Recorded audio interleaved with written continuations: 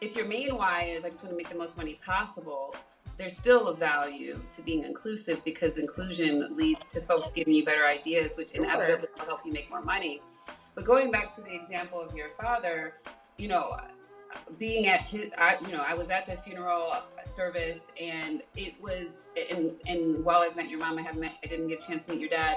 And just from sitting there, you're like, the amount of times I heard them say he was larger than life in terms of how he showed up, and the images that went across the slideshow, and the very specific examples that folks gave of how he did something to improve their lives, that was impactful to me. But it also brought me back to when my grandfather passed away, right? And like, and we had to get a bigger church just to house all the people who wanted to come see him, because the church that he had been a deacon of was like 50 people.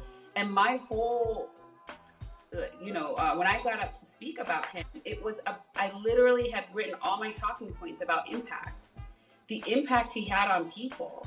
My grandfather was uneducated, but he supported all of he had 1 trillion grandchildren, but if you told him you were graduating, he somehow got on a plane and ended up, like my grandfather, I think by the time I graduated from high school, he probably had like 30 grandchildren.